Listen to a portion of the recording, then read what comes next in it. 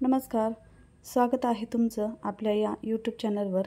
आणि आज आपण बनवणार आहोत रवा केक. आणि ह्या रवा केकच्या ऑर्डर तर मी खूप घेते, पण बऱ्याच जणांच्या रिक्वेस्टमुळे आजचा हा व्हिडिओ खास तुमच्यासाठी बनवला आहे, कारण तुम्हीसुद्धा घरच्या घरी हा सहज केक बनवू शकाल. हा केक अतिशय चविष्ट लागतो, अतिशय स्पॉन्जी होतो आणि परफेक्ट रवा केकची ही रेसिपी आहे. तुम्हालासुद्धा नक्कीच आवडेल. चला तर आपण रेसिपीला सुरुवात करूया. रवा केकसाठी कोणत्याही एका वाटीचं किंवा कपाचं मेजरमेंट घ्यायचे. त्याच मापाने आपल्याला सर्व इतर जिन्नस घ्यायचेत. आणि 1 वाटी रव्यासाठी इथे मी पाव वाटी दही घेतलेलं आहे. पाव वाटी तेल घेतले, म्हणजे अर्ध्यातला अर्धा भाग म्हणजे पाव. आणि हे पाव वाटी दही आणि पाव वाटी तेलाचं प्रमाण सारखं घ्यायचे. त्यानंतर अर्धी वाटी पिठी साखर घ्यायची. हे आपल्याला मिश्रण मिक्स करायचे. तेलाऐवजी तुम्ही बटरचा वापर करू शकता किंवा तुपाचा सुद्धा वापर करू शकता, पण मी सहज उपलब्ध होणारे साहित्य वापरलेले आहेत. त्यानंतर आपल्याला मिल्क पावडरऐवजी पाव वाटी दुधावरची साय वापरायची. याने केकला खूप छान चव येते. मावा असेल, मिल्क पावडर असेल, याचं काम हे साईचं दूध करतं. आणि त्यानंतर आपल्याला 1 वाटी बारीक रवा टाकायचा आहे. जर तुमच्याकडे बारीक रवा नसेल तर तुम्ही मोठा रवा वापरला तरी चालेल, पण त्या अगोदर तुम्ही एकदा मिक्सरमध्ये तो फिरवून घ्यायचा आहे, जेणेकरून तो बारीक होईल. आणि हे मिश्रण आपल्याला मिक्स करण्यासाठी पाण्याऐवजी दुधाचाच वापर करायचा आहे. इथे दूध घेतलेलं आहे मी अर्धी वाटी. आणि याच्यामध्ये टाकायचं आहे आपल्याला.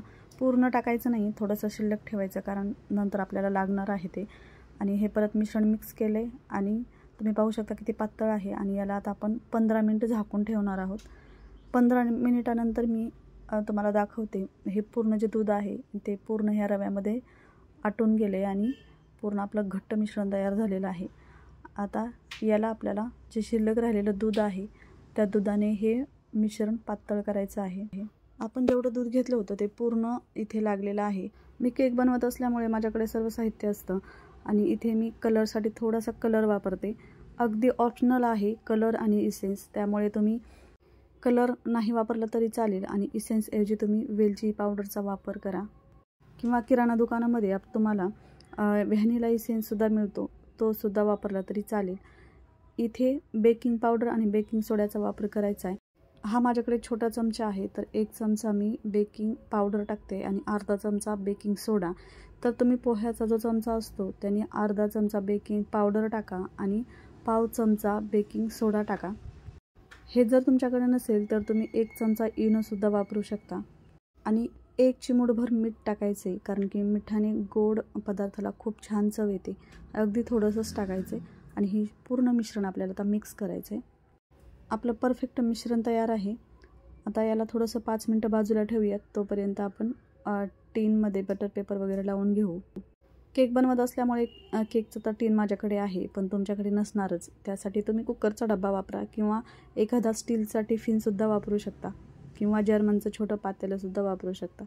त्याच्या खालती थोडासा व्हाईट पेपर टाका, किंवा हा बटर पेपर नसेल तर तुम्ही तेलाने ग्रीस करा आणि त्यावरती थोडासा मैदा टाकून हा मैदा बाजूला काढायचा आणि त्यानंतर ते बॅटर त्यामध्ये ओतायचं. यामध्ये मी टुटी फ्रुटी खूप सारे टाकत असते, पण नेमकी आज टुटी फ्रुटी संपलेली होती, त्यामुळे मी यामध्ये टाकली नाही. मी प्रत्येक ऑर्डरच्या केकमध्ये टुटी फ्रुटी टाकते.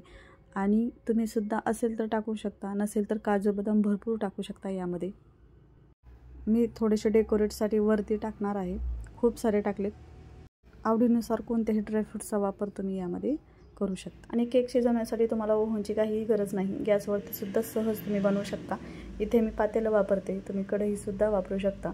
त्यानंतर आपल्याला प्रीहीट करून घ्यायचं आहे 5 मिनटं, म्हणजे फक्त गॅस चालू करायचा आणि हे झाकून ठेवायचे.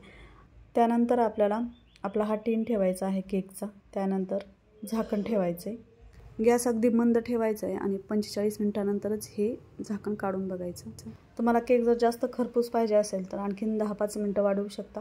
आणि आपण 50 मिनिटानंतर हा केक बघितला आहे उघडून. मस्त झालेला आहे, अगदी खरपूस असा बेक झाला आहे. आणि एकदा टूथपिकच्या साहाय्याने चेक करूयात. अगदी टूथपिक क्लीन निघाली म्हणजे केक अगदी परफेक्ट बेक आहे. तर काढतोय आपण याला. थोडंसं थंड करून घ्यायचं त्या अगोदर. आता थंड झालं आहे, याला आता आपण काढूयात. त्या अगोदर आपल्याला याच्या कडा लूज करून घ्यायच्या ह्या केकच्या, म्हणजे केक चिटकणार नाही आणि सहज असा बाहेर निघेल. हा केक प्रवासामध्ये, मुलांच्या भुकेच्या वेळेस किंवा टी टाईमच्या वेळेस तुम्ही खाऊ शकता. हा एका प्लेटमध्ये आता डिमोल्ट करूयात. थोडंसं आणि तुम्ही पाहू शकता खूप सुंदर केक झाला आहे, अगदी जाळीदार झाला आहे आणि बघताच खावासा वाटेल असा हा सुंदर केक आपला सॉफ्ट असा तयार आहे. याला आता आपण कापून घेऊयात.